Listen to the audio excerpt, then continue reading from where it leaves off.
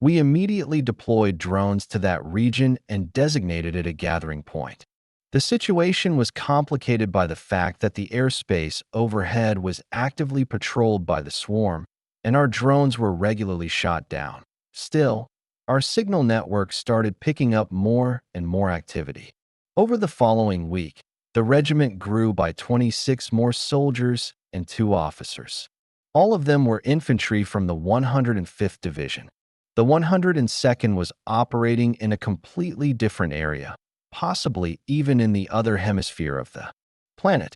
Reaching them wasn't an option. Not yet. The gear of the newly arrived troops was on its last legs. Some of them had reached the rally points practically stripped bare, in tattered undersuits, without armor or weapons.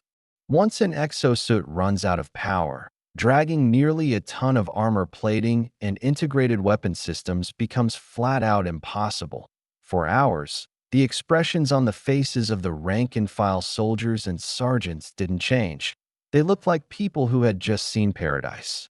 2 weeks of total uncertainty and constant harassment from swarm air patrols had taken a serious toll on their mental state. The 2 officers, a senior lieutenant and a captain, acted more reserved.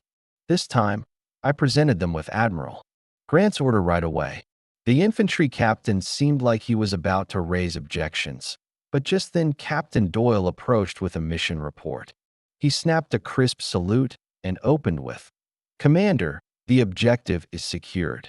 That alone seemed to crush whatever protest had been forming that I assigned the senior lieutenant to lead a separate infantry company, assembled from the new reinforcements. As for the captain, I offered him the position of regimental chief of staff, which, given his rank, was more than a respectable post. He agreed without much hesitation. Point 2 questions wouldn't let me sleep. Where could we get heavy weapons, and where was the swarm holding the prisoners? I questioned the new arrivals, both soldiers and officers, but none of them had any solid information. A sudden attack, alarms going off, a chaotic battle with swarm drop forces, the breakdown of command, disorderly retreat. That was all they could really tell me. Captain Doyle, however, had more to offer. When the swarm knocked out the first orbital fortress, he said, it became clear the enemy landing wouldn't be long.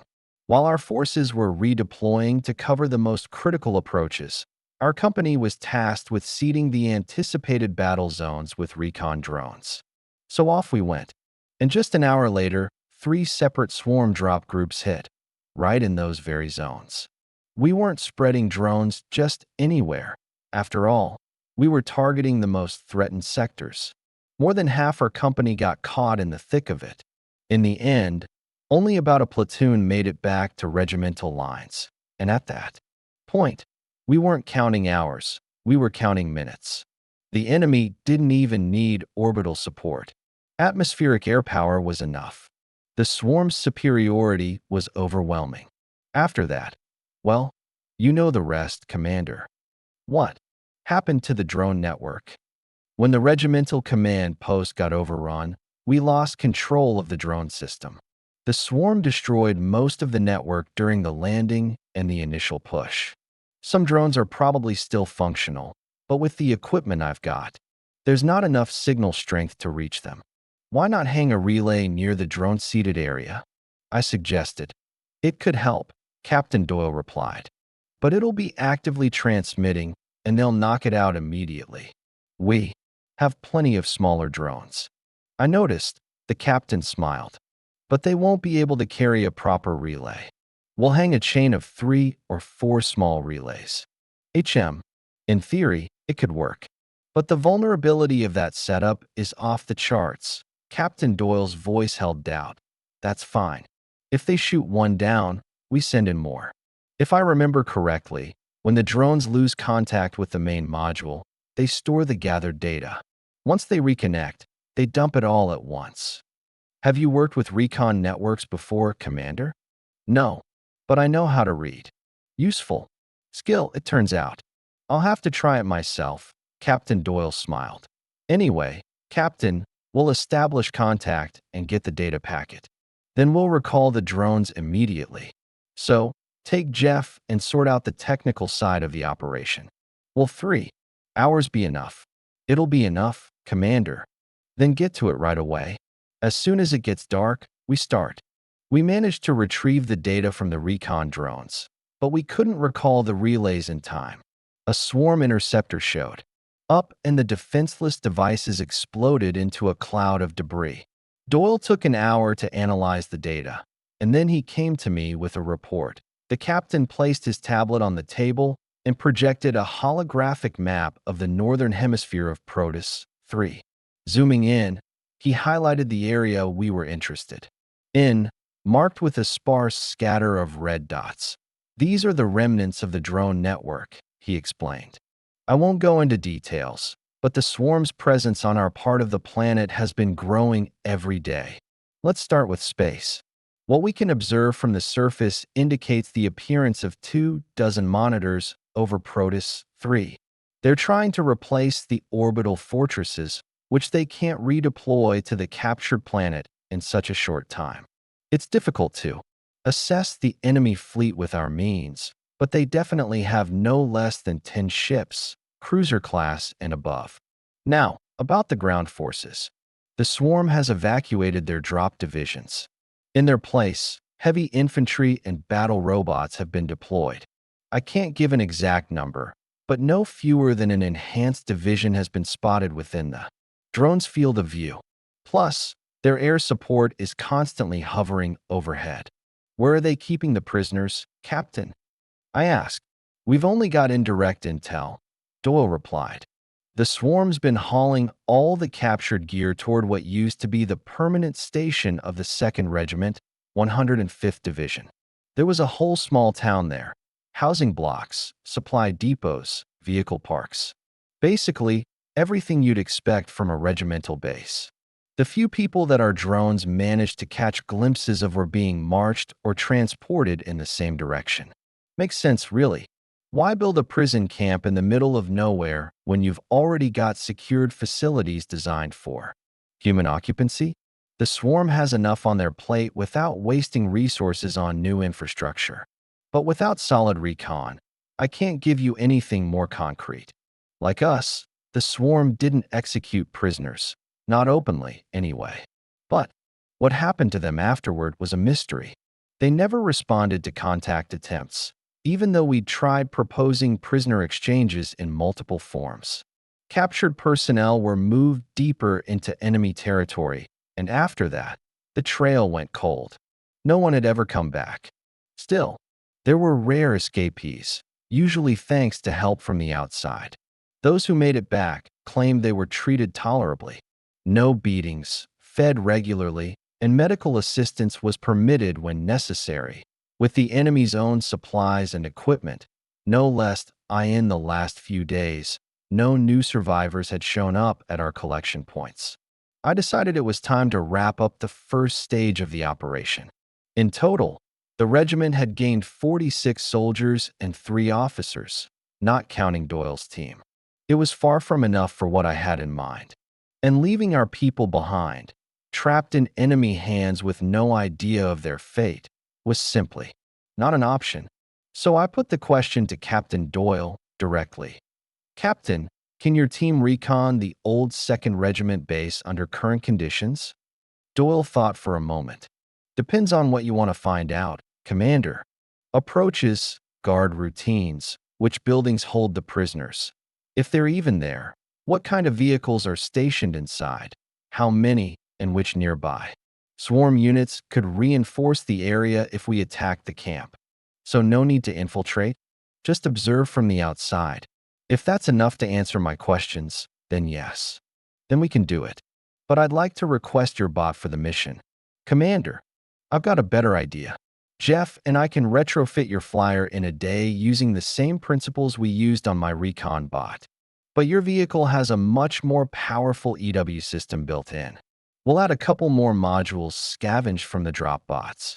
After that, your bird'll be stealthier than mine. That's great news, Commander. What about applying the same tech to a power armor suit? In theory, yes. But hauling even one EW station on foot is a burden. You'd have to sacrifice armor or firepower. Still, I'll check with Jeff. He might have a workaround. Captain Doyle and his team left the night before last.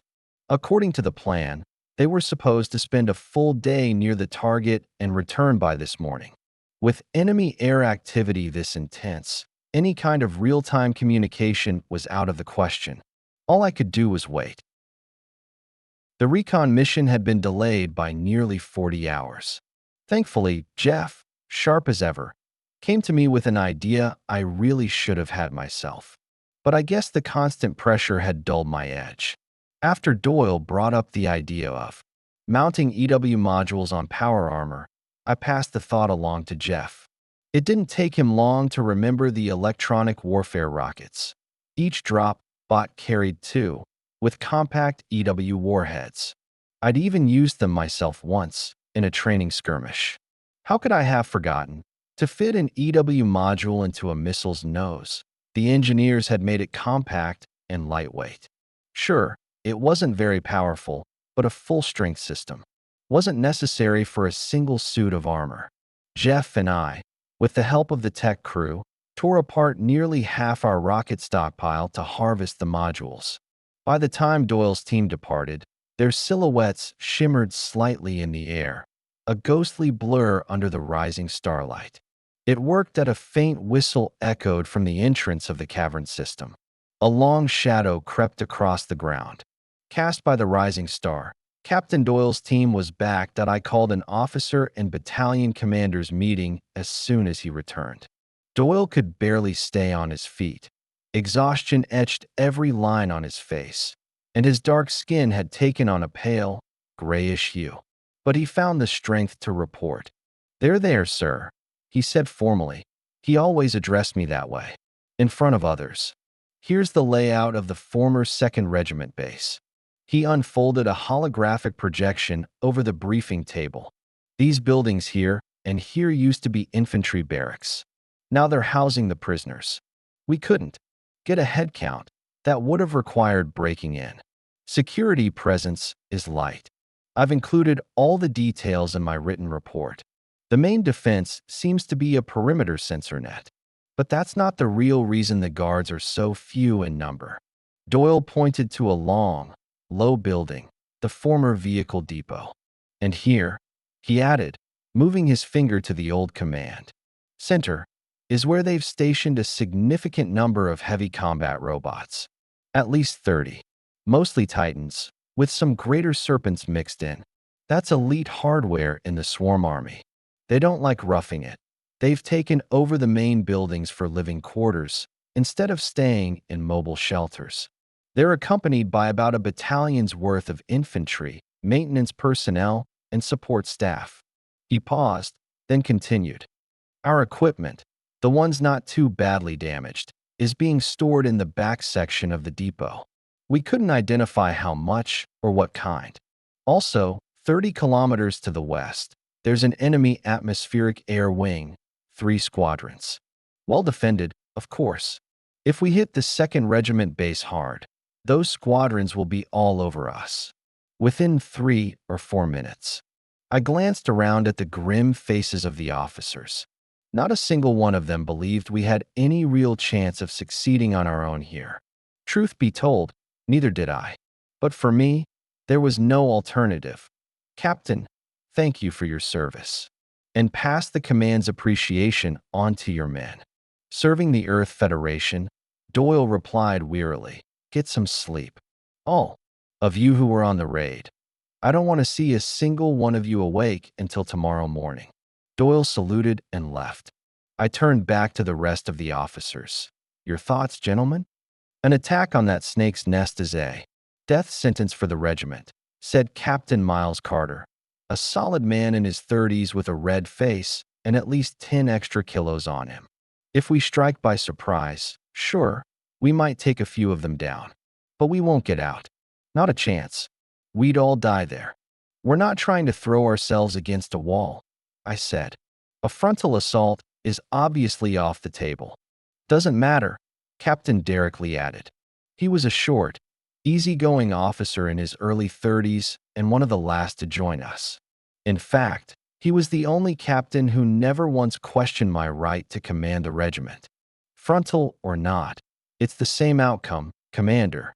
Getting in quietly is just impossible. You agree? Let's say I do, I answered, though the same thought had been floating at the edge of my mind for a while. Then we make noise. Let's say we manage to concentrate our forces unnoticed and hit them with thermobaric rockets. Roy gets a wake-up call. Whoever survives, that is. We wouldn't hurt our prisoners. They're being held in reinforced concrete barracks with steel-shuttered windows. A lot of Roy's men are also sleeping in barracks or underground shelters. Their gear's locked up in tech park hangars and garages. There'll be damage, sure, but not catastrophic. Then they snap out of the shock and run for their robots. We try to slow them down by storming the base with our bots, our H5s, and armored troops. A few more minutes, and someone on their side reaches the machines. At that point, the fight evens out. A minute later, Roy's air support shows up. They won't strike hard. They'll be afraid of hitting their own, but they'll torch our H5s in a blink. Want me to go on? Thank you, Captain Lee. That was vivid enough. If I may, Commander, came a quiet voice from Lieutenant Evan Irwin. He was only about 5 years older than me, and with the insignia of the engineering corps on his sleeve, he looked slightly out of place among the more seasoned officers. We're listening. First, Lieutenant, I keep seeing the assault cadets messing with Roy's weapons and running simulations with their robots. I don't think they're doing it just for fun. I'm not sure what we're really capable of, sir. For example, I don't know if we can even operate those Titans and Serpents they've got parked in their hangars. But if we can, then the scenario Captain Lee described might change drastically. He was sharp, young, but asking all the right questions. You're on the right track, Lieutenant. I am planning to use captured enemy equipment, but there's a serious limitation. To reconfigure even one of their heavy mechs, I need 2 technicians, a mobile repair unit, and at least 2 hours of uninterrupted work. If we breach the tech park in the middle of a firefight, we won't have even 5 minutes. And 1 Titan alone won't turn the tide. Commander, if we start with the battalion commander's unit and manage to crack its system, we might be able to reconfigure the rest remotely. That's how it works on our side, at least. I can't say how it's set up with Roy's gear. I paused. That was something worth digging into. I hadn't worked personally on Roy's command units, but I did have xenological reports on them saved to my tablet. It's a good idea. I'll think it over. But it doesn't solve the problem of 2 hours, 2 techs, and a remkit. That'll be all for now, gentlemen. Return to your duties. The puzzle wouldn't let go.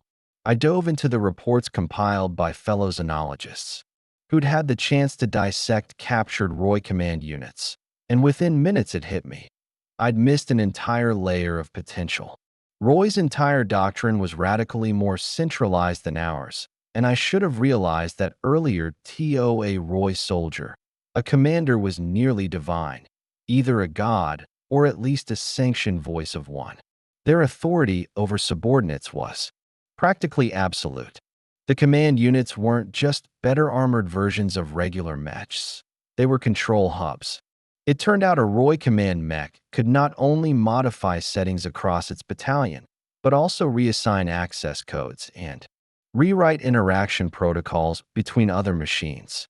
In some cases, the commander could even remotely lock out a subordinate unit. What they couldn't do was hijack another command unit, likely a technical limitation. Their communications weren't secure enough for that, especially under heavy jamming. Full-scale remote control wasn't reliable, but tactical dominance over subordinates? That they had. Another piece clicked into place in the growing structure of my plan, but the picture still had holes, gaping ones I needed to patch fast. And the biggest hole of all was time. The time it took to crack into an enemy mech. I had over 20 years of experience in system infiltration stored in the back of my mind. Hundreds of algorithms no one here had ever heard of. Tables of common vulnerabilities, adaptive security, stress tests, penetration heuristics, you name it. The tools were there. What I lacked was a way to apply them. What I needed was a method that bypassed the painstaking disassembly and reassembly process. Roy didn't dismantle their machines every time they needed diagnostics or routine service. Why should we? You couldn't access the service ports from the cockpit, not with the built-in interface connections or the wireless controls available to a pilot. But techs didn't go through the cockpit anyway. They worked from the outside. That's when the solution hit me. Out of nowhere, I called in Jeff and asked for a full inventory of our captured Roy equipment. To my relief, buried among a dozen enemy combat suits was one for field technicians. I'd already braced myself to repurpose a combat rig for tech use, but it looked like I wouldn't need to. We headed down to the engineering bay. On the way, I explained my idea. The moment Jeff's eyes lit up, I knew he saw it too. We were on the right track. It took us 5 hours of solid work. What we ended up with was a battle-armored hacking unit that only resembled a Roy technician's suit on the outside. The core idea was to eliminate the need for manually bridging the vastly different human and Roy interfaces. We'd already done all the compatibility work in our lab. By cracking and customizing the captured tech suit in advance, we now had a clean, secure way to plug directly into enemy maintenance ports. No disassembly, no internal routing, no deep cuts into unfamiliar systems. Our first test subject, a light serpent.it, was a tight fit. The anatomical gap between a human and a Roy was significant, and even the suit's internal adaptability only got me so far. But I made it work. The light serpent folded in 10 minutes. Only one final piece remained. Captain Doyle was already awake, so I went to see him and his team to assess our options for infiltrating the security perimeter. As it turned out, we did have options. The recon unit had managed to preserve their specialized gear during the retreat, and it was waiting in their flycar, untouched. But Doyle gave it to me straight. The operation would carry a high level of risk. When I presented my plan at an emergency strategy meeting, a heavy silence settled over the command room. Finally, Captain Lee offered a faint, melancholy smile. "Commander, I can't shake the feeling that I've just listened to a step-by-step description of ritual suicide. Yours, to be precise, since you're the one planning to crawl down the dragon's throat and check what it had for dinner. The rest of us won't be far behind, of course. As soon as the dragon swallows you, realizes he's still hungry, and sees breakfast already served, well, so be it. You're a romantic, Captain," Doyle answered for me. "I, for one, would like to stick around a bit longer. I've got plans, you know. But behind those concrete barracks walls, our people are waiting on fate. I'm Cameroonian. Not exactly fashionable these days to bring up national roots, but frankly, I don't give a damn. My great-grandfather used to tell me how our ancestors treated misfortunes that befell their kin. Today, we're all one tribe, because we all face the same enemy. With all due respect, Captain Lee, my ancestors would not have understood your hesitation. As for the actual plan, I see nothing in it, Commander, that's unfeasible within my area of responsibility. I'm good." "You misread me, Captain," Lee replied, still smiling. "All I meant is that I clearly see a real chance I won't survive this, and I'm ready for it. My role in the commander's plan is clear, and I'm confident I'll execute it. And I can see that Mr. Briggs is just as prepared to die as I am, though he's not in any rush to meet death face to face." I gave a slight nod and turned to Carter. "Like I've got a choice," he shrugged. I took an oath. "It might work, in theory. Practice will tell." "I second that," added First Lieutenant Irwin. "Commander," said Inga, rising to her feet. "Permission to begin preparing the battalion for deployment?" For 2 days, we gathered our strength near the target. Out of the 49 bots we had at our disposal, we only used 8, modifying them to match the configuration of my own machine. That meant stripping the EW modules from the rest of them. In the end, we decided to first transport all infantry and robots to a pre-designated, camouflaged staging area.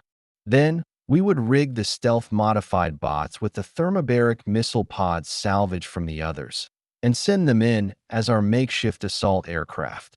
The active phase of the operation was scheduled to begin at 0200 hours, early enough to catch the swarm asleep, and with enough darkness left to make our getaway.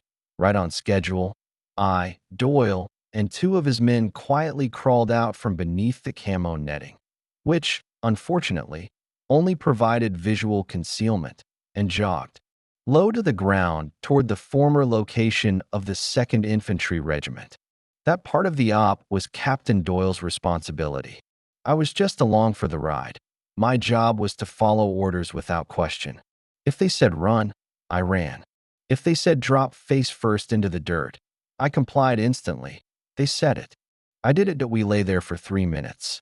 Whatever the captain saw with his fancy scanners, I couldn't tell. His men deployed a dozen or so small, black, mechanical bugs, each about the size of a well-fed mouse. They scurried off into the darkness and quickly vanished from view. I stayed quiet. These were seasoned professionals, and I wasn't about to interfere. After a while, the lead scout gave the signal to move forward, this time crawling. To my embarrassment, I didn't even realize when we'd crossed the outer perimeter. I only understood we were inside when I bumped into the concrete wall of the base. That we paused there for 15 minutes while a portable earth mover, assembled from the parts we'd carried in, quietly dug a tunnel under the fence. It scanned the soil ahead in real time for surprises, mines, traps, sensors, anything meant to ruin our night. But there was nothing. Either no one expected company, or they hadn't had time to plan anything. Or maybe they just trusted the perimeter too much. Carefully crawling through the narrow tunnel, we emerged on the other side, now officially inside the enemy base. We scanned the surroundings. The EW systems built into our exosuits made us nearly invisible to swarm scanners. At anything beyond 30 meters. Letting anything get closer than that was a big no-no. According to Doyle, no swarm soldiers had ever been spotted outside at night. The area was patrolled, but only by small security bots that followed a preset route through the compound. Their timing varied sometimes, but never more than once every 30 minutes. IT took us another 15 minutes to cross the courtyard and make our way to the tech depot. The hangar gates, predictably, were locked, sealed by digital access. Panels the swarm had embedded directly into the doors. Hacking them was deemed too risky. Not to mention, it wasn't part of the original plan. The depot building itself had been constructed by our own people, and Senior Lieutenant Evan Irwin knew its layout intimately. That worked in our favor.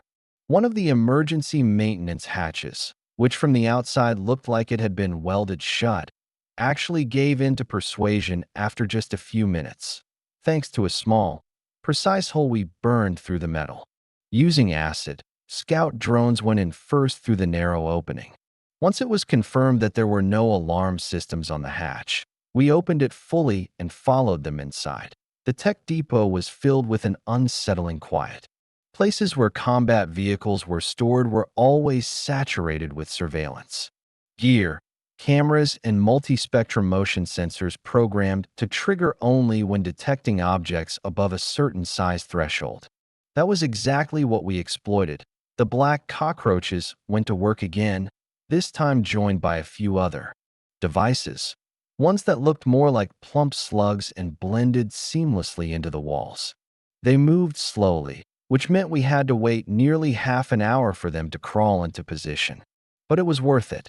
Once in place, the wall-mounted slugs released an ultra-fine, nearly invisible aerosol cloud near each camera and sensor. Note, then the cockroaches projected razor-thin laser beams through the mist to generate eerily convincing holographic imagery, exact replicas of the real environment, only without us in it. No matter how the cameras panned, all they saw was a perfectly normal, empty depot. The sensors were fooled too, though in a slightly different way. Whatever substance the second aerosol was composed of It must have disrupted the input feed just enough. There was no clear image to speak of, but more importantly, no alarm was triggered. The silence held. Our trick had worked. Finding the right hangar wasn't immediate. The cockroaches scouted several adjacent rooms, sending us panoramic footage from each one. Only in the fifth hangar did we finally spot what we were looking for: the distinctive silhouette of a command-grade Titan as expected for a unit commander's machine. It stood slightly apart from the rest of the standard models. It bristled with extra communications and navigation gear. Its external effector modules mounted along the armor in a way that gave it a unique, unmistakable profile, moving slowly and carefully, disrupting every sensor and detector in our path. We made our way to the target of the raid. The roles had shifted. Now I was the one in charge. At last, my ridiculously clunky, captured exosuit had a chance to prove its worth. Compared to the Light Serpent, the command-grade Titan was far better shielded. It took nearly half an hour for my hacking routine to punch through its defenses. But eventually, with a soft click, the cockpit unlocked. Muttering every curse I knew under my breath at the swarm contraption someone had the nerve to call a suit, I clumsily hauled myself into the machine. The second stage of the hack was arguably even more important than the first. Using the system's built-in command authority, I transmitted a new access protocol to all 28 Titans now under my control. Yes, my unit now. The program confirmed the update was successful. Of course, I didn't have nearly enough trained pilots to operate so many heavy mechs. That's where the remote march mode came in handy. A remarkably useful function when you need to move an entire unit from point A to point B. You only needed a single command Titan with a human, or swarm, pilot, and the others would follow automatically. You could even pre-program a route and they'd go without a lead unit, though that was rarely used. In case of combat, the machines would engage designated targets autonomously, using preset priorities. Any hostile action taken against them would automatically flag the attacker as an enemy. Once I was certain my steel battalion was combat ready, I gave the go-ahead to Doyle and his team. They sprinted toward the 3 nearest heavy serpents. I unlocked their cockpits remotely, and soon, the only things left in the hangar were our roaches and slugs. It was time. We'd already spent more time than the plan had allowed. Before leaving our forward base, I had promised the 2nd Regiment's commander that I would send a clear signal when it was time to begin the assault. Turning the Titan toward the hangar doors, I fired a shoulder-mounted grenade launcher. The signal had been given. The launcher's heavy-caliber shell tore through the doors with ease, blasting them outward in a fiery explosion. The shockwave swept through the hangar, sending loose equipment skidding and tumbling. But the Titan didn't budge an inch. According to plan, we'd now give the swarm 1 minute to scramble out from bunkers and buried facilities to show themselves. I didn't charge outside. Quite the opposite. I moved the Titan deeper into the hangar, away from the gaping hole. What was coming out there wasn't going to be pleasant. My thunderous signal. 8 of our drop drones lifted into the air.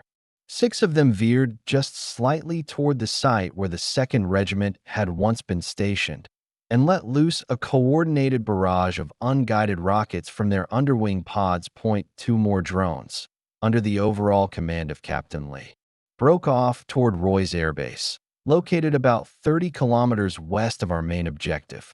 They released their payloads 2 minutes later, just as Roy's alarmed pilots were scrambling to launch their fighters and rush to the aid of the division under assault. Immediately following the drone strike, our main forces surged from their concealed staging area toward the base's outer perimeter. 2 full assault battalions and a separate heavy infantry company. In my absence, Captain Miles Carter, our chief of staff, had taken command. We had carefully programmed the missile barrage to avoid the barracks and the vehicle depot. But the rest of the facility? We gave it everything we had.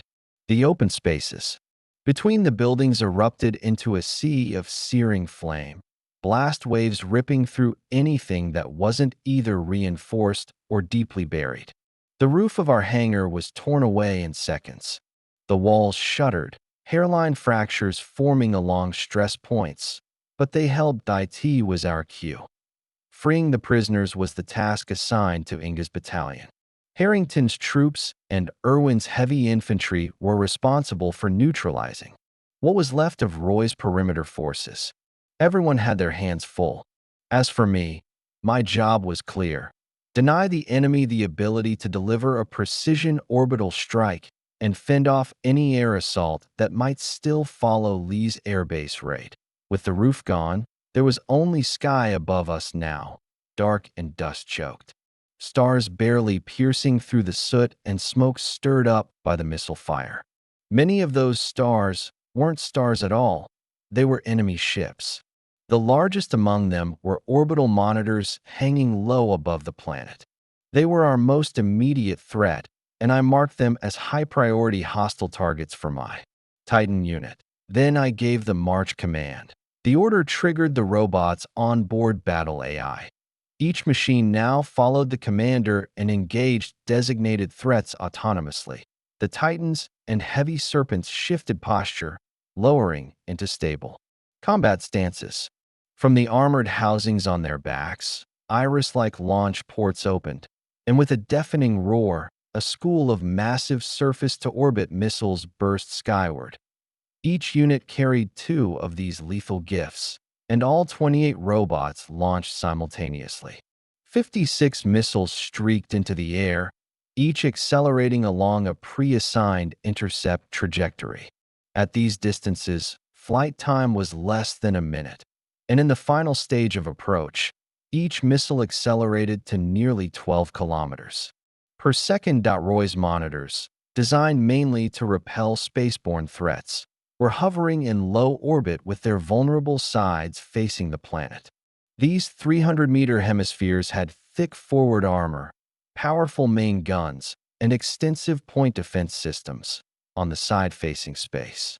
But their flattened aft sections housed exposed propulsion systems, shielded far less thoroughly. Due to structural constraints that a strike from a planet believed to be under control, that was the last thing they expected. 22 monitors hung directly overhead. The others were stationed too far away to influence the battle in the critical opening moments. That gave us a ratio of roughly 2 or 3 missiles per target. Not enough to destroy a fully armored 300-meter beast outright, but more than enough to cripple one, knock it off course, or render it inoperable for long enough.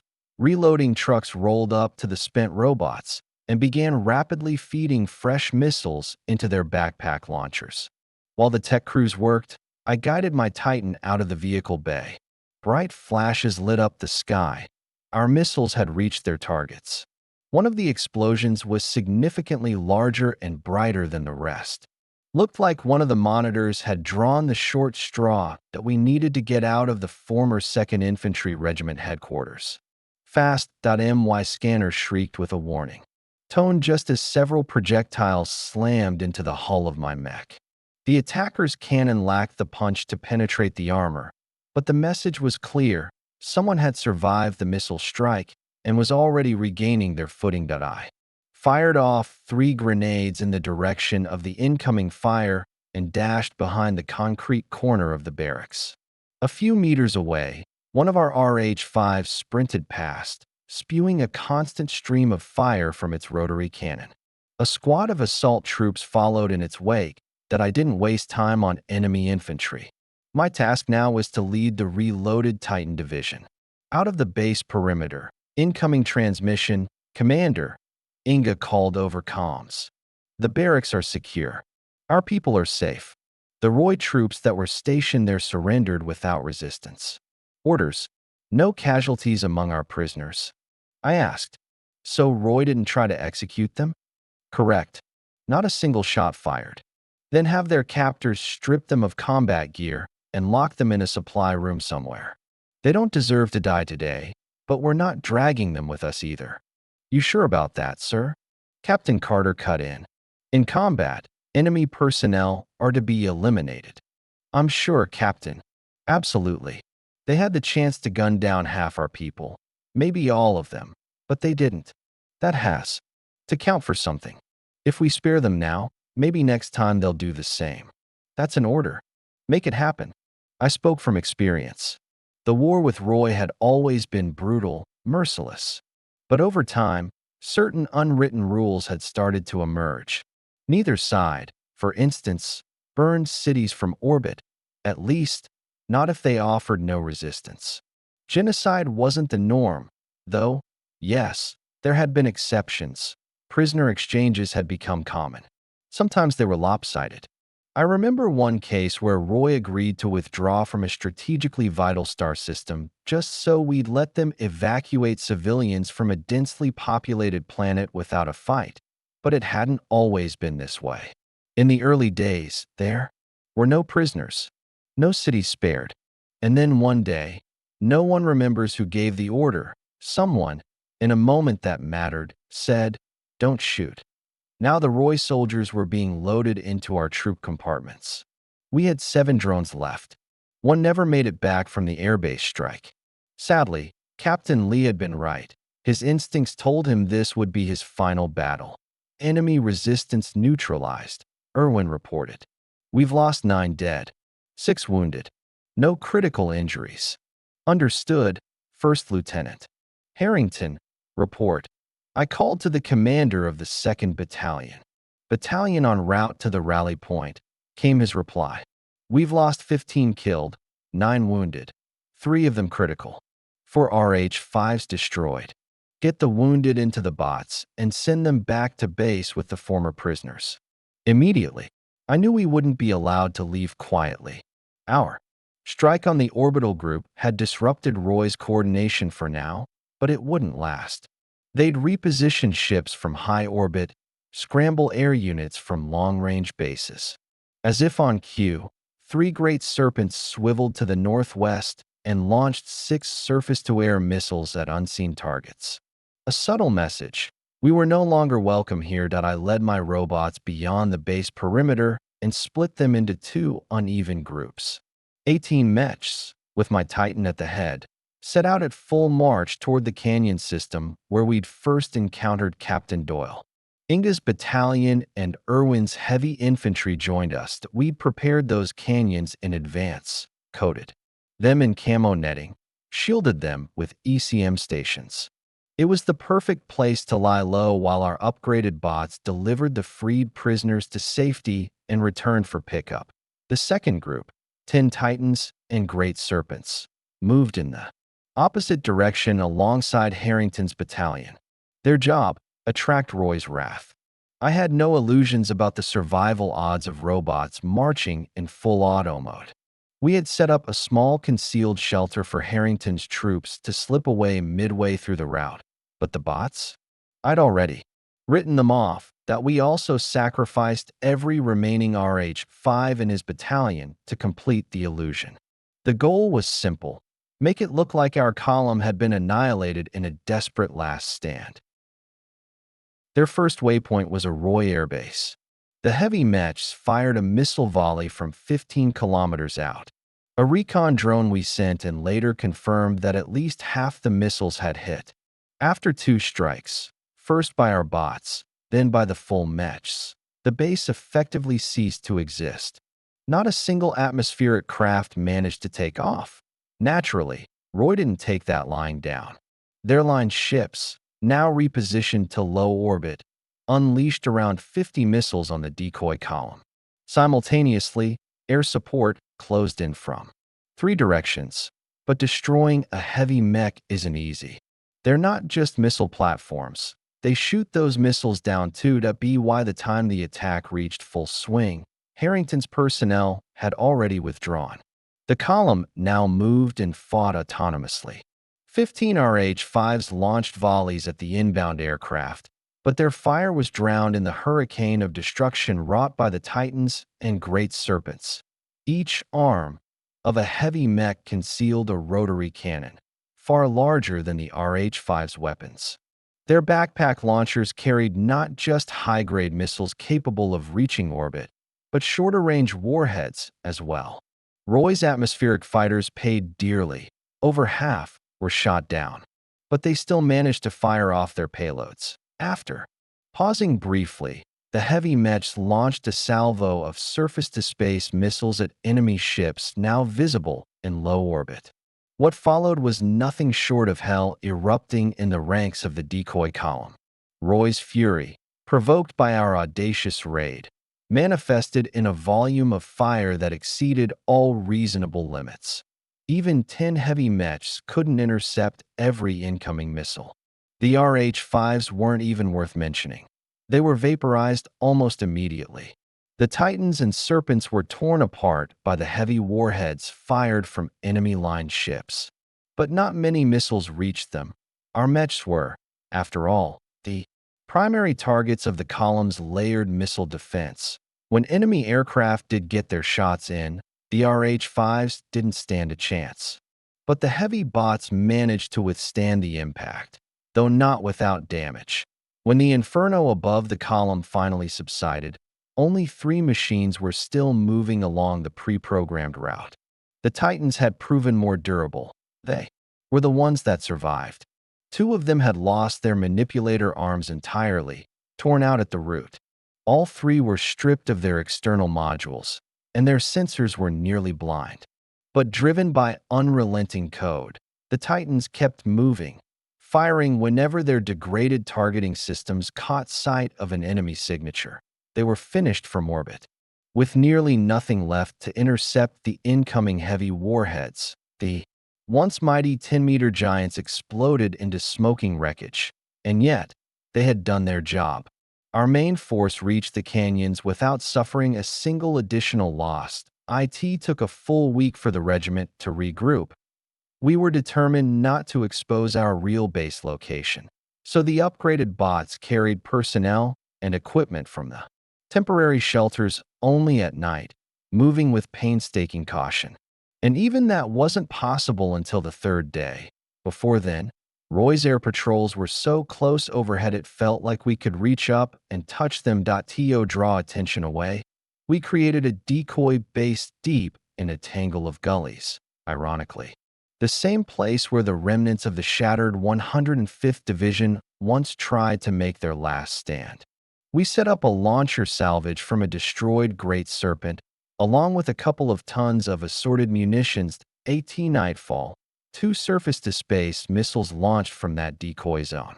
Predictably, they were intercepted immediately, and a counterstrike followed just as fast.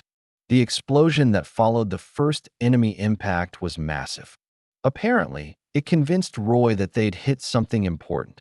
Not right away, but soon enough. Their air activity over our position dropped back to normal levels by the time I returned to base, one of the last. Along with Captain Doyle's scouts, the entire camp was humming, buzzing, and running like someone had jammed a beehive into an anthill. Caught up in extracting our people, I hadn't realized that the first to return had been the former prisoners, and, for a while, they'd been left to their own devices. Not abandoned. Exactly. They'd been fed and logged, but the medic's attention was understandably consumed with the wounded, and in our situation, that alone was a logistical nightmare. Thankfully, some of the freed captives were medical personnel themselves, and between them and our own staff, they'd managed to stabilize things. That probably explained why no one had bothered me with the details. Just a brief report that the situation was under control, that we had freed nearly 150 people. It took all 7 of our bots to fit them, crammed in alongside injured Marines and infantry. Among them were 12 officers, including 3 majors, a lieutenant colonel, and, most notably, Colonel Cooper himself, commander of the 2nd Regiment, 105th Infantry Division. And now, Colonel Cooper had launched into action. Inga came running up, speaking in a tone that clearly wasn't regulation. Nathan, Colonel Cooper gathered the remaining officers from the 2nd Regiment, took over your command post, and dismissed the officers you appointed. He claimed seniority, and says he's assumed command. He doesn't want to hear anything about you. The lieutenant colonel and the majors are backing him completely, even though only two of them are actually from his regiment. Nobody here's been able to stop him. They're senior officers. I fell silent for a moment. The last thing I needed right now was a power struggle inside our own ranks. But there was no way I was about to hand over command of the regiment to a man who had already lost a battle, lopsided or not, and then surrendered. Captain Doyle, who had exited the bot with me, had heard everything that I turned to him. Thoughts, Captain? What's there to say, Commander? Doyle's voice was cool and sharp. Recon Company, to arms. So we marched through the cavern halls, joined one by armored soldiers emerging from the side tunnels. Then, by combat mechs, clanking and humming as they fell into formation behind us. Steel thundered underfoot, servos whined, and the growing column approached the command center doors.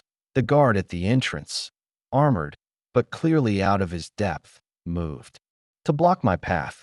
He didn't get far.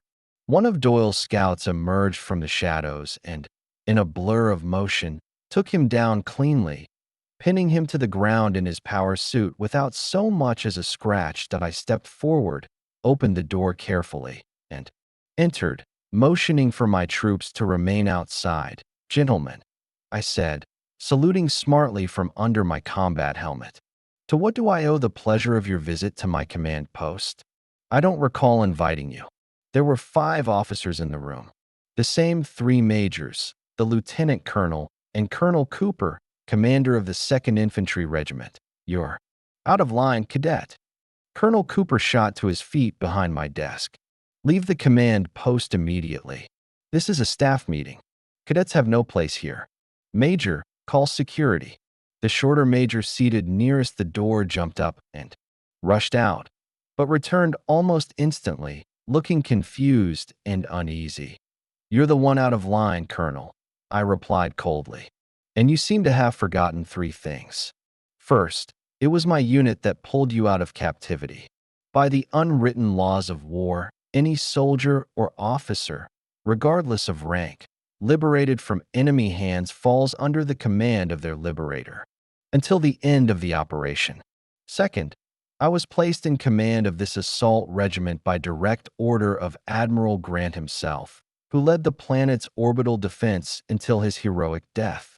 Gentlemen, I added, forwarding the file, you'll find that order attached here. Feel free to review it. And third, I continued, my voice like ice. No one else here can lead this unit. Not with half its gear being captured alien tech that no one understands but us. The room fell silent. The officers turned to their displays, reading the Admiral's order in heavy silence. But Colonel Cooper wasn't ready to concede just yet. The Admiral placed you in command of a shattered training regiment during a crisis because there were no other officers, Cooper said. The order authorizes you to consolidate scattered units and regroup isolated personnel. But nowhere does it grant you authority over fully commissioned, regular forces already stationed on this planet. Forces commanded by properly appointed officers. I was growing tired of the debate, but I held my temper. Colonel, do you see a regular commissioned unit anywhere around you? Was it in the enemy camp where you were held? Or maybe in the ruins of your overrun headquarters? The fact that you and a handful of your staff survive doesn't make your regiment a functioning combat unit. I could have you arrested right now for insubordination and attempted mutiny, but I won't. If you'd rather not serve under my command, you're free to leave this base. I'll even supply you and your men with weapons and rations. We seized enough from your old depot.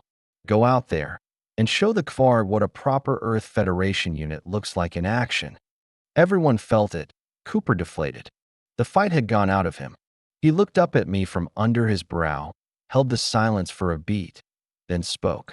I concede to superior force, cadet. Now is not the time for us to settle this. That time will come. For now, survival must take precedence. I'm willing to follow your command, but I demand that the 2nd Regiment, 105th Division, be maintained as a distinct unit within your structure." "No, Colonel," I said, calmly but firmly.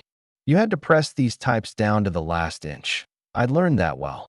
You either integrate into my regiment fully, with no special terms, or my people will show you the door right after you receive your gear.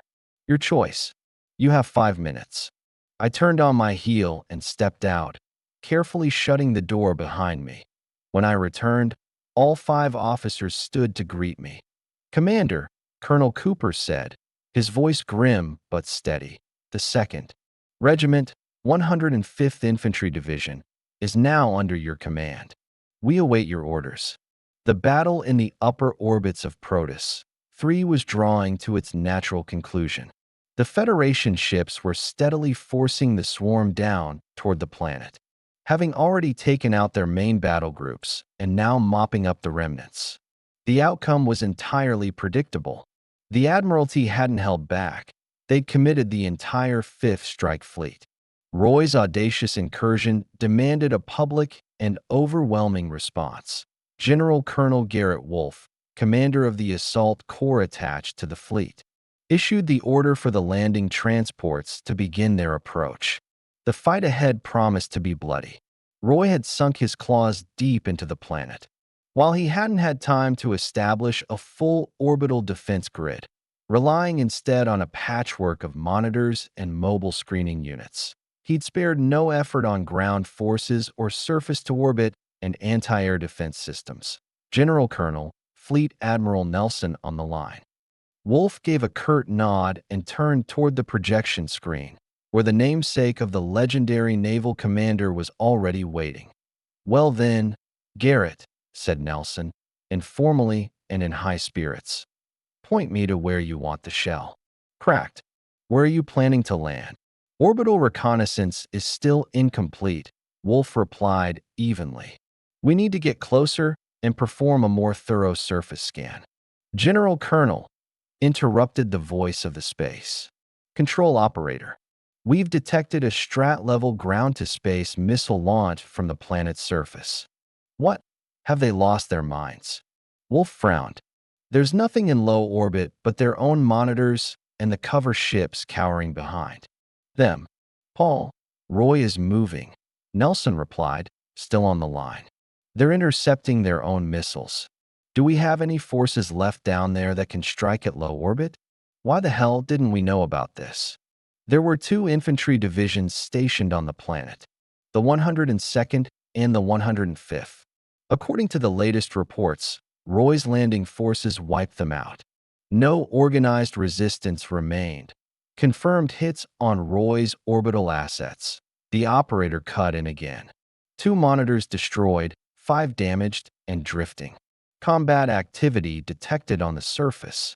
A red-shaded zone blinked to life.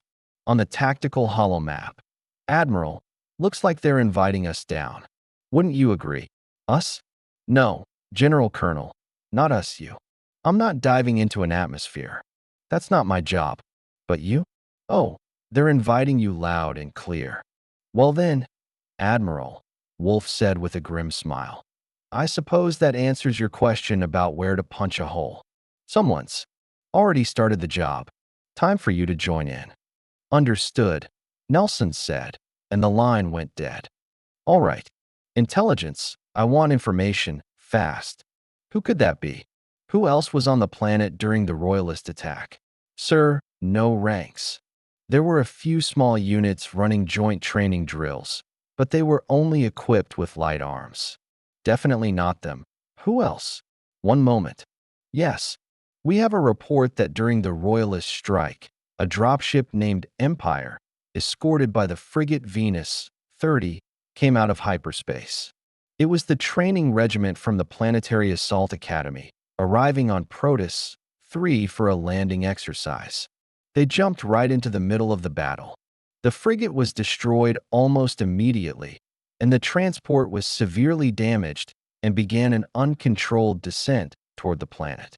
It was finished off soon after, but the troops managed to evacuate and entered the atmosphere. There's been no contact with them since." A training regiment. General Wolf repeated thoughtfully. Doesn't make sense. They don't have anything heavier than RX-5s. Maybe some thermobaric rockets in the drop pods, but that's it. And yet they're hitting low orbit from the ground. On the tactical display, enemy monitors were winking out one by one. Estimated time until a safe corridor through orbital defenses is breached. 14 minutes. The tactical operator reported. I need surface scan data. Maximum resolution. Use telescopes if you have to, but I need to know who's fighting down there. Have we tried contacting them? Affirmative. The Royalists are jamming all channels. When will we have visual from the surface? We need to get closer. Another 10 to 12 minutes. Wolf clenched the arms of his chair. He already had a rough idea of what was happening down there. Some unit, one that had managed to hide during the Royalist occupation, had now gone all in. As soon as the Federation fleet arrived, they struck at enemy ground forces and, more importantly, at anti-air and anti-space defenses. They were trying to seize and hold a beachhead for the incoming assault forces that if they succeeded, they'd save the Federation an entire combat-ready landing division. But if they failed, if the Royalists wiped them out before orbital reinforcements arrived, then those reinforcements would be walking into a storm of enemy fire. Losses could be even higher than if the landing had waited and been supported by full orbital coverage. A decision had to be made now. For the handful of fighters holding out on the surface of Protus, 3. Every minute could be their last. Minutes passed. The planet drew closer. The battle below showed no signs of stopping. We have the scan data. Surface imaging is coming through. But, General Wolf, this can't be real. Put it on screen. Now, a volumetric image, captured from above, appeared on the projection display. The picture quality was still poor. Smoke and dust from the explosions distorted the view. But after a moment, the computer filters kicked in, clearing the image, enhancing it with data from multi-band scanners. The scene finally sharpened. Across the ridged, rocky terrain moved a coordinated battle formation. RX, 5 units, familiar to the general, side by side with something utterly foreign. 10-meter Royalist heavy war machines. In a few spots, smaller serpents could also be seen, darting between the lines. Now it was clear who had been firing on the enemy monitors from the ground. But that clarity only brought more questions. What the hell is going on? Analysts, I want answers. Now, I'll rip it out of you if I have to. Keep stalling, and I'll personally shove you into a drop pod and send you down with the first wave. Wait, 5 seconds. Here, these are definitely the troops from the Empire. Just before the Royalist attack, the Academy's board approved a new course, training with captured enemy tech. They apparently had some expert join the staff. The whole thing sounds like a stretch, but it'll do for a working theory. Now give me a tactical assessment. Can they hold the corridor? On the screen and on the tactical hologram, the battlefield looked terrifying. Waves of enemy aircraft were hammering the expanding beachhead. 10 minutes behind them, enemy ground. Forces had begun their approach, already launching long-range rocket fire. 18 Royalist Titans were holding the line with a storm of suppressive fire. With support from the RX-5s and the Serpents, they were managing to intercept most of the incoming missiles. And not only that, they were striking back at the boldest enemy flyers. But the rate of ammunition expenditure was off the charts. Resupply vehicles were moving right through the combat lines, a nightmare scenario for any tactics instructor. But General Wolf understood the breach of protocol. The assault troops had no other choice. Without immediate reloading, their air defense screen would collapse, bringing the entire operation down with it. Battle Analysis Program says they won't hold. It's flagging severe violations of tactical doctrine and predicts their effective combat strength at around 60% of optimal. That's nonsense. Bullshit. They're fighting damn well. Give me a retrospective analysis of the last 5 minutes. Computer predictions versus actual performance. Done. Computer projection, still 60%. Actual results. The analysts. Voice faltered. Well, do I have to pull it out of you with pliers? 132%. Order full engine burn on all transports. Drop pods to standby. Establish immediate contact with Fleet Admiral Nelson. Now, communication established. Admiral, I need orbital support now. You see what's happening on the surface. But my analysts are saying, Nelson, they're delirious. Along with our computers, they're rating the battle's effectiveness at half of what it actually is. I checked. But how? How you want, Admiral? I need support now? Nelson, those guys down there are dying, saving the lives of tens of thousands of our men. Help them. You know me, I won't ask for this lightly. You have my word. I know you, General. Very well, Nelson replied with a predatory grin before disconnecting. At the drop point, the tactical operator reported. First wave drop. General Wolf ordered, setting the operation into irreversible motion. Drop completed. The tactical hologram blossomed with hundreds of red dots representing the drop pods, all heading for the planet through the corridor breached by the fleet. No shots were fired at them, even though the operation plan had predicted initial casualties by this point. Prepare to drop the heavy weapons regiment. General, this is too risky. The senior analyst gathered enough courage to object. Not at all. The real first wave is already on the surface. We're sending out the second now, though for us it's the first. And now it's time for heavy weapons. They'll land along with our second wave. That's it. We're not debating orders anymore. Execute. Understood. The battle for the beachhead continued to unfold on the projection screen.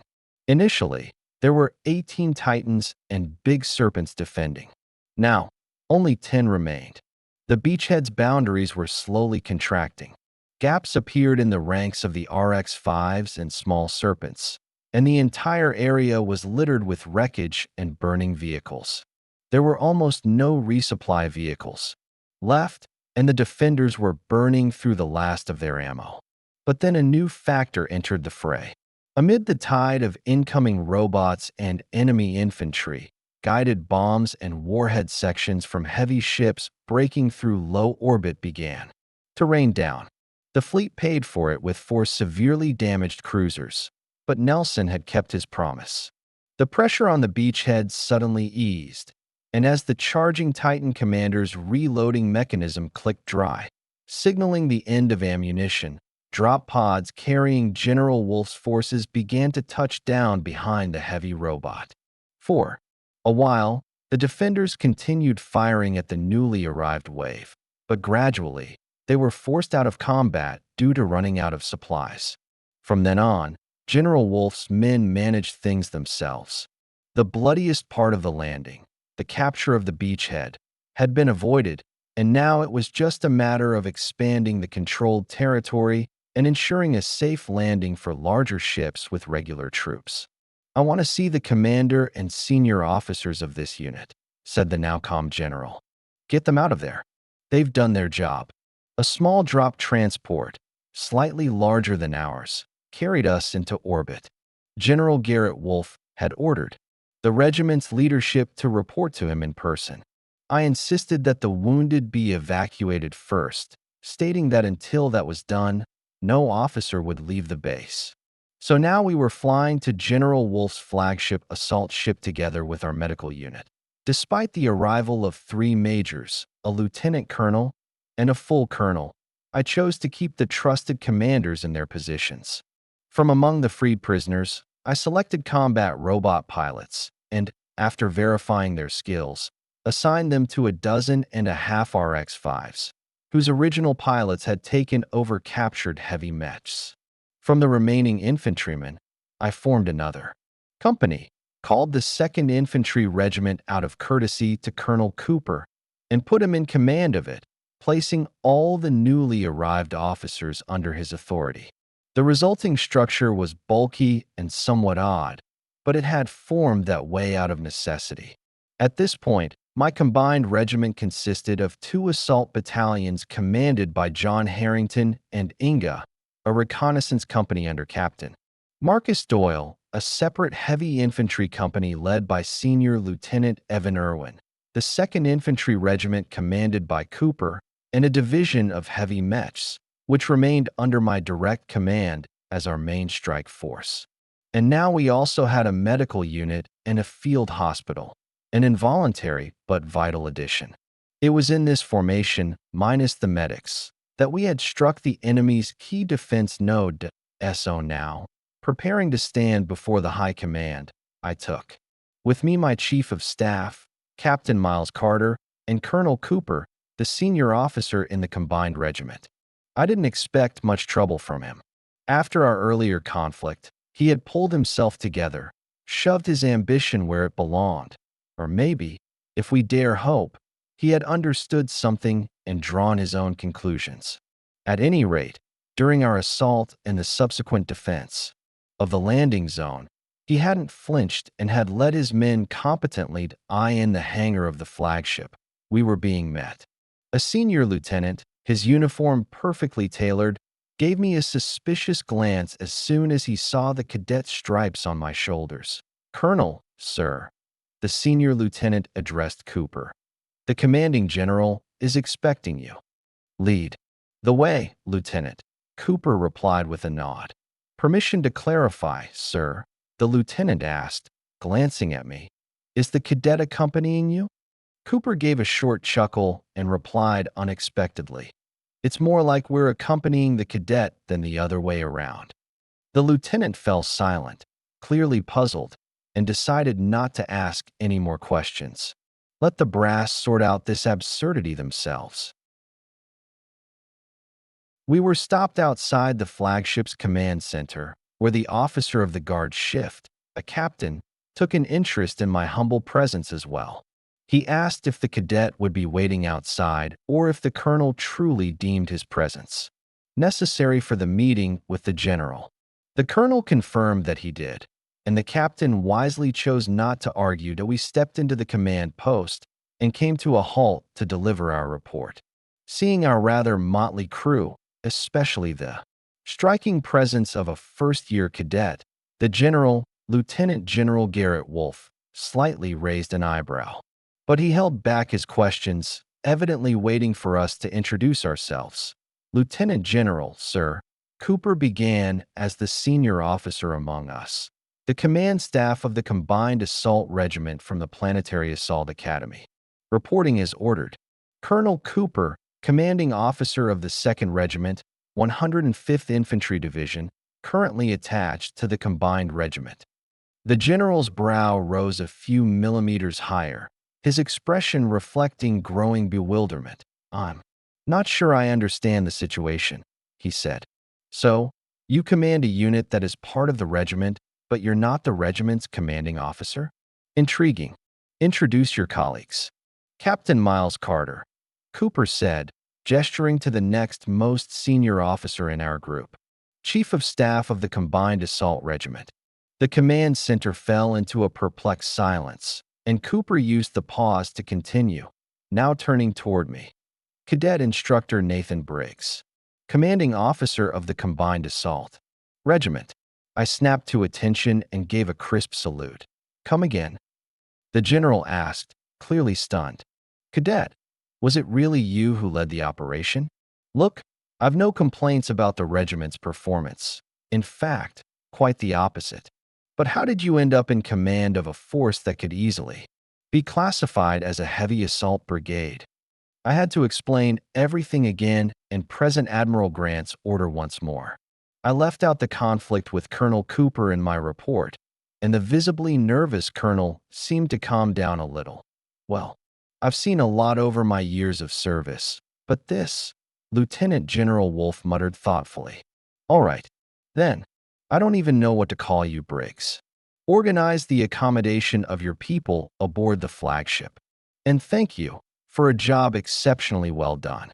Your regiment is granted 3 days of rest. I expect a list of those recommended for state awards, both soldiers and officers. As for what's to be done with your unit, We'll decide after the assault operation is complete. For now, Commander of the Combined Heavy Planetary Assault Brigade, I'm confirming your authority until further notice. You've earned it. Our brigade was disbanded. I hadn't expected anything else. The soldiers and officers were reassigned. Some returned to their original units. Others were absorbed into newly forming ones. As for us cadets, we were informed that a new assault transport, assigned to the Academy in place of the destroyed Imperium, was already en route to pick us up, but we didn't leave empty-handed. I didn't hold back when submitting award recommendations to General Wolf and the Lieutenant General, reviewing the casualty report, which noted losses at just 30% of what had been projected, responded with full understanding. Still, nearly half of the names I submitted were accompanied by the mark posthumous, which cast a heavy shadow over the victory. John Harrington was among the fallen. He'd continued leading his battalion from the cockpit of a wrecked RX-5 until the very end. Captain Evan Irwin and Cadet Stephen Fulton were seriously wounded. Stephen's friend, Chun, was killed while leading his platoon to plug a breach in the perimeter defenses. And 200 more names, soldiers and cadets, many of whom I had never known personally, were added to the lists of the dead and gravely wounded, the grim arithmetic of war. But their sacrifice saved more than 10,000 lives. That, too, is arithmetic, just with numbers of a different sign. Our qualification levels were recalculated. Not for everyone at once, of course. Processing and verifying battle reports takes time. But by the third day aboard the flagship, first-year cadets began walking the halls of the assault ship with rank chevrons so impressive that even seasoned officers and career drop troopers were left speechless. The qualification chevron was a clever invention by the military. After 20 years of war, it seemed people had grown used to the idea that a commander should immediately know who he was dealing with. No reports, no questioning. Just one glance to see whether it was a seasoned veteran or a Green Academy graduate. The chevron reflected both combat experience and theoretical training. Combat experience came in 3 tiers: enlisted, officer, and senior command level. Successfully executed operations increased a soldier's combat score, adjusted to their role in the action. Defeats and mistakes could just as easily reduce it. When calculating qualification points, a whole host of parameters were considered: tactical complexity, force ratios, and a pile of multipliers that raised or lowered the total experience awarded. Promotion wasn't about time in service. It came only after earning enough combat experience and meeting the theoretical training standards. Clean and simple. Incompetent officers simply didn't advance. What made things even more interesting was the fact that the situation our regiment had stumbled into on Protus 3 wasn't just classified as difficult, it was practically deemed hopeless. Just looking at the force disparity made the triple combat experience multiplier seem more than justified. And that was only one factor. Operations behind enemy lines on an occupied planet? Another times 3.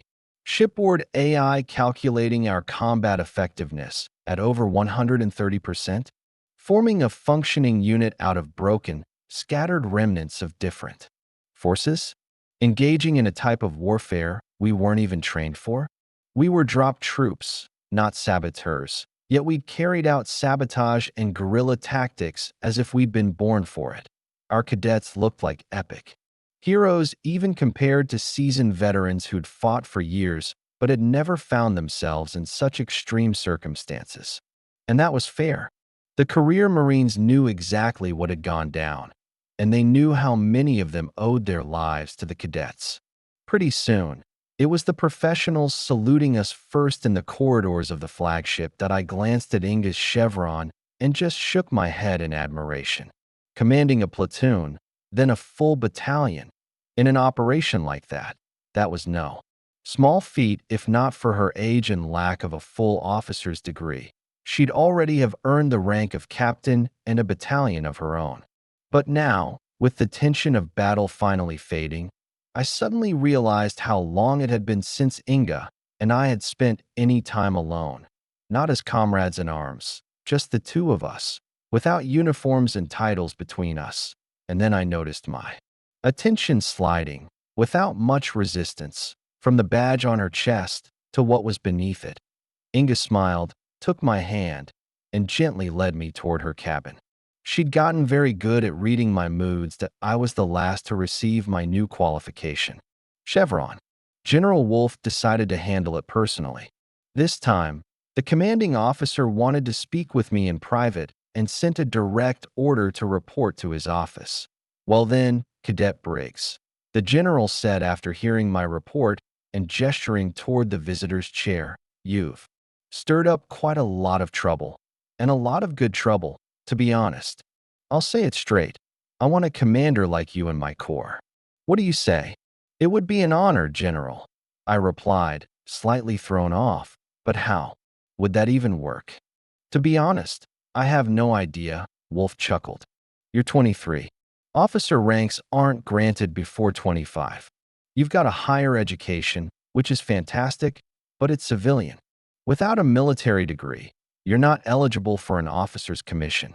Well, unless the President of the Federation decides to sign a personal executive order. But let's be real, I don't see that happening." He grinned again. "You've still got 2.5 years left at the academy, so we'll part ways for now. But we won't lose touch. I'll send your commandant a report on your training exercises. I think he'll give you full credit. And I'm sending my personal contact info to your datapad. If you need anything, don't hesitate to reach out. I remember who my people owe their lives to." Wolf paused, eyeing me with a sly smile.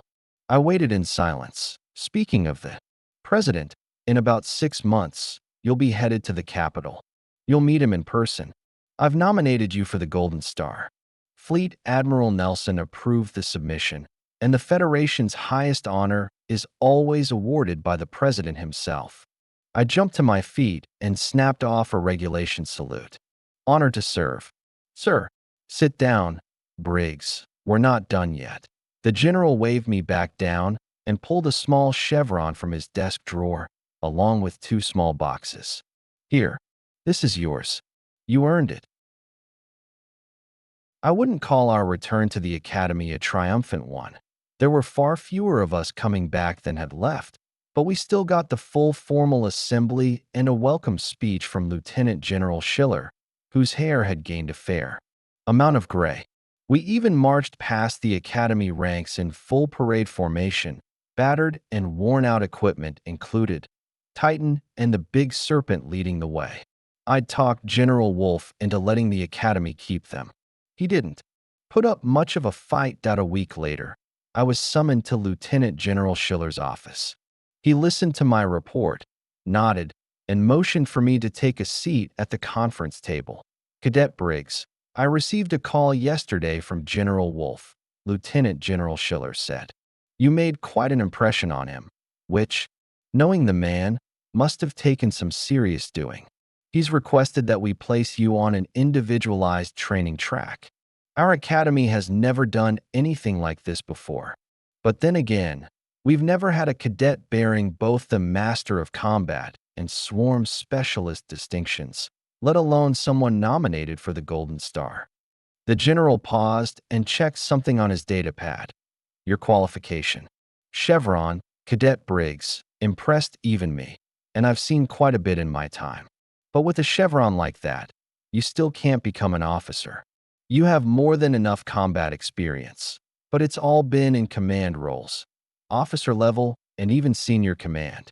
What you lack is experience at the ground level, as a soldier or a sergeant. And without that, you can't truly lead. You need to know what a soldier feels and how he fights, in the thick of it, firsthand." I remained silent, waiting for him to continue. "The academy is assigning you to a field rotation. A personal one. Appreciate this, cadet. This is the first time in our history it's ever been done. Honor to spare me. We're not on the parade ground. You ship out in 3 days to the Proxima system. Remote sector. There's a planet there with a breathable atmosphere, not rich in resources, not particularly valuable. We tried colonizing it once, but the colony failed on its own and was evacuated. Then the swarm showed up. For the past 5 years, it's been a slow-burning front. Neither side really wants it, but neither side is willing to give it up either. Perfect place for getting basic ground combat experience. You won't need much more than that. There's an infantry division and a special forces battalion stationed there. An old acquaintance of mine commands the base, Colonel Krebs. He owes me a favor, the general said with a grin. He'll take you in and set everything up. Any questions? General, will I be working with the special forces? That'll be up to Colonel Krebs, but most likely yes. Probably in a flexible role. Then, sir, may I request permission to prepare my own gear using the Academy's tech facilities? You'd better get used to that, Briggs. You're now a master and a unique specialist. That gives you access to things most cadets can't even dream of, including the right to choose your own weapons and equipment. Not a privilege we hand out lightly, especially to cadets. Unlike the trip to Protus 3, the flight to the Proxima system went smoothly. Our fleet maintained tight control over the planet's northern hemisphere, while the swarm held the south.